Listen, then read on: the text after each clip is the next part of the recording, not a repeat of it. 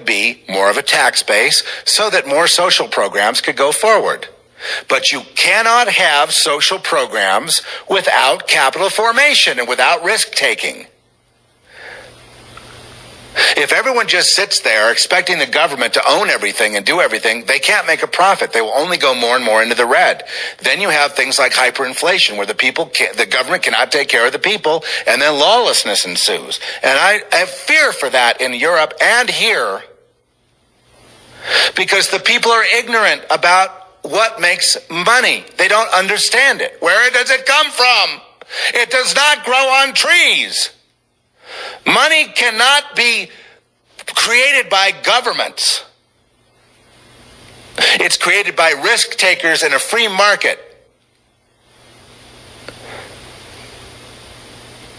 Through trade of resources and or entrepreneur, in other words, inventors that invent things that people need, etc., etc., etc.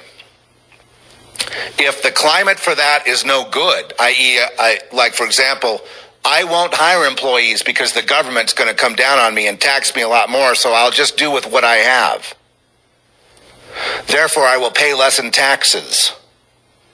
Therefore, the government has to put austerity measures on the poor because too many people are unemployed, because the nation is not prospering financially, because wealth formation is not being formed.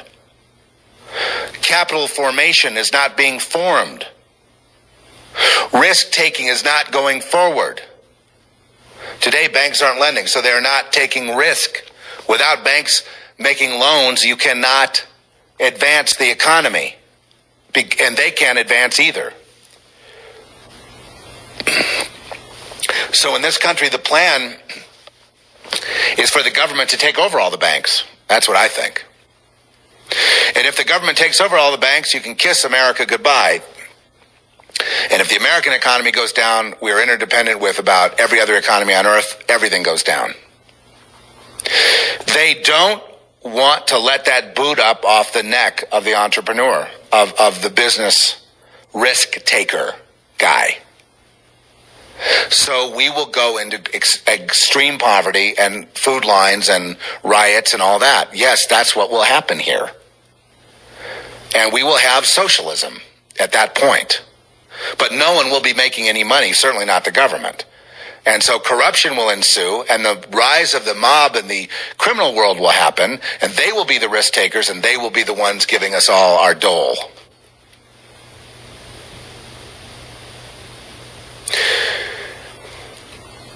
To me, it's not even, there's no debate here. It's ignorance, okay? We have ignorant people in politics who don't know where the money comes from. And I believe we have a president who doesn't know where money comes from, how money is formed. If he knew about money, like if he had ever made any, other than being, government or, whatever, made a payroll, had employees or whatever, he might know a little something about government, about money. The guy who's making payroll has to take the risk. That's why he makes the big bucks, because he takes the risk. If any one of us wants to go take a big risk, there's always a chance you'll fail and have nothing and even be in debt and in sorrow and misery. We don't look at all the victims of risk-taking. We only look at the ones who've won, and then we want to punish them because they have all this money, damn it, and we deserve more of that money, and they're chintzing the workers, and there's that whole thing. Well, let's say they're not there.